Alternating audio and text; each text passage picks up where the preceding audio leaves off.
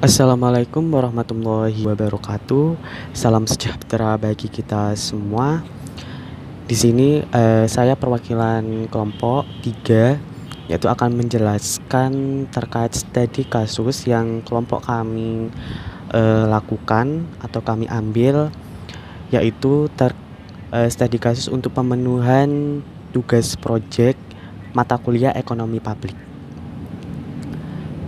Selanjutnya yaitu kelompok 3 ini terdiri dari saya yaitu Amazon Andianto dengan NIM 22PMM201.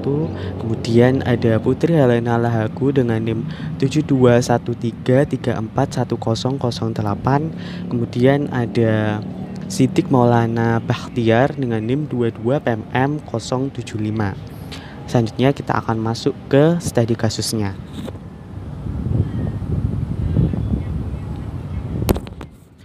Di sini kelompok 3 mengambil studi kasus dengan judul ribuan kepala keluarga di Situbondo terdampak krisis air bersih, yaitu yang diambil dari liputan6.com, yaitu pada daerah Situbondo dengan total 1.762 kepala keluarga di 7 dusun yang tersebar di 3 desa dan 3 kecamatan di Situbondo mengalami krisis air bersih akibat kemarau panjang. Kepala Pelaksana BPBD Situbondo Zainul Arifin mengatakan kekurangan air bersih yang melanda dari kepala keluarga di 7 dusun tersebut sudah terjadi sejak beberapa pekan terakhir.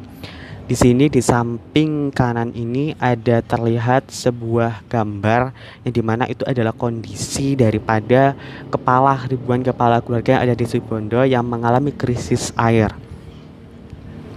Selanjutnya, krisis air bersih ini sudah sejak pertengahan Agustus kemarin.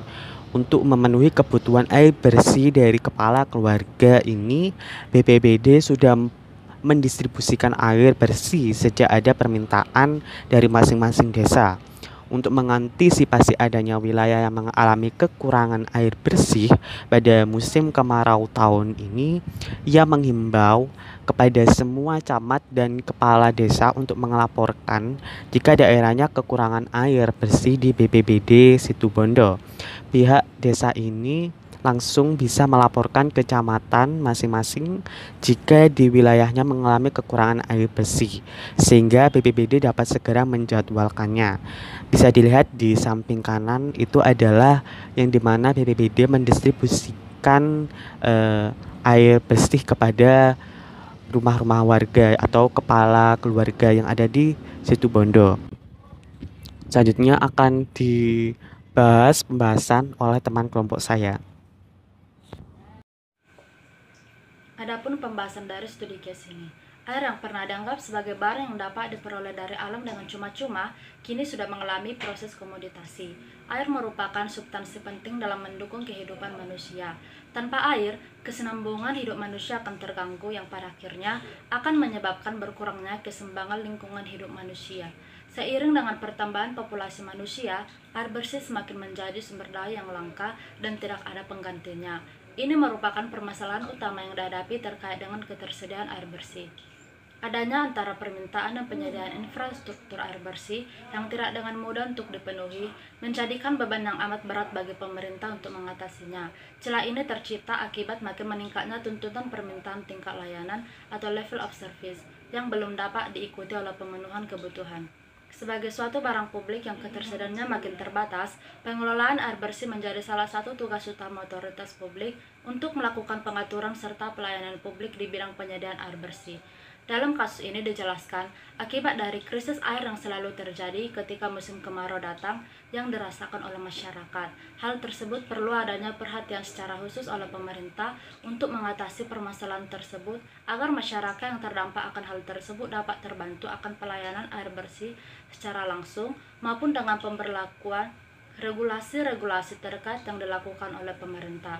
Selain itu, pengaturan produksi, distribusi, dan konsumsi air bersih oleh pemerintah yang didasarkan atas adanya public obligation yang dapat memastikan kuantitas, kualitas, dan kontinuitas pasokan air bersih. Materi selanjutnya yaitu solusi. untuk mengatasi krisis air bersih yang terjadi pada ribuan kepala keluarga di Situbondo dan juga pada daerah-daerah yang krisis air bersih dengan kondisi yang sama, yaitu dengan cara sebagai berikut. Yang pertama, dengan cara menghemat penggunaan air dan tidak melakukan pemborosan. Lalu yang kedua, tidak membuang sampah pada saluran air, karena dengan membuang sampah di saluran air akan mengakibatkan kualitas air akan memburuk dan menjadi tidak bersih. Yang ketiga, menanam pohon atau reboisasi, dikarenakan dengan semakin banyak pohon, maka cadangan air banyak tersimpan.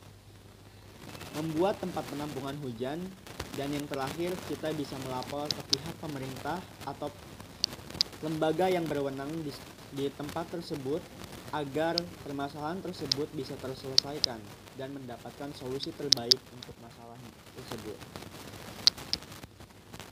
Terima kasih.